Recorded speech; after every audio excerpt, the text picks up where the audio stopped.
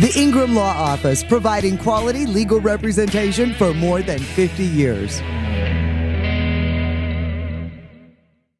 We are here at the Common Wealth Kitchen Incubator, Youngstown's North Side. Tom Phibbs is the manager. And if you are a young, budding entrepreneur and you've got a great idea for food or production, this is the place to come. Absolutely.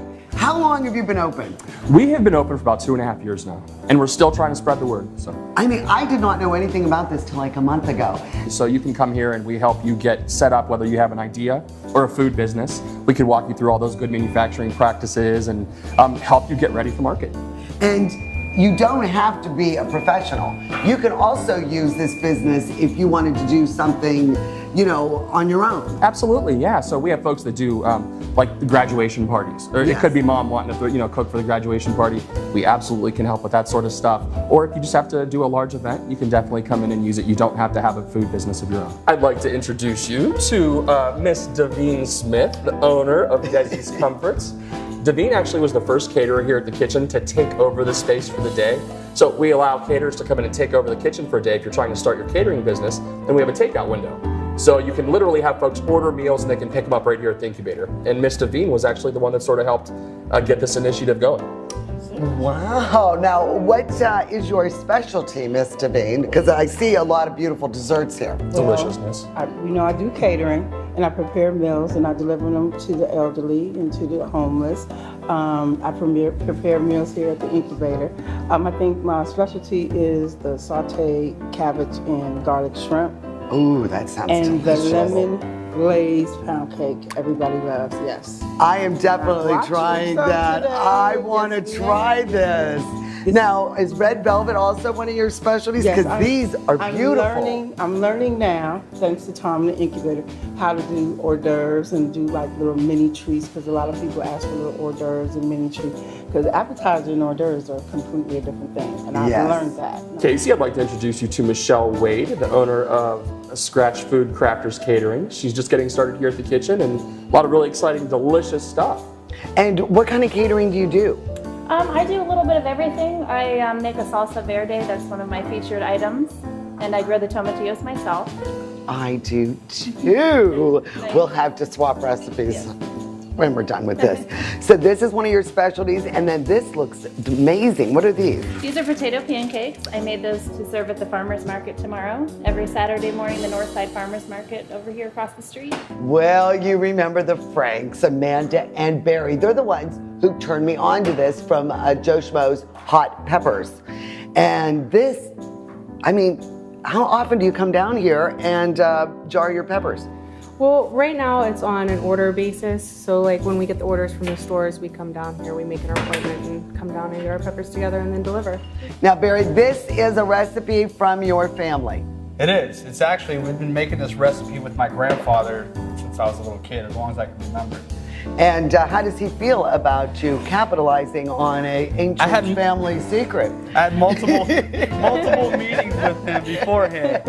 And did he keep going through to make sure you were correct in all your mounts and stuff? Well, he knew that we had it down pat because we've been doing it for so long together. So, but I just made sure that I talked to him and go over there and cook a couple dinners with him to make sure, smooth him over a little bit. For the royalty rights? Right, absolutely. So this is all professional grade equipment. Absolutely.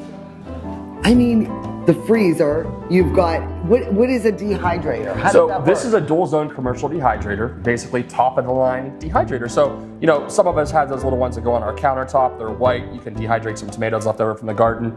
This actually allows you to do 44 racks at once.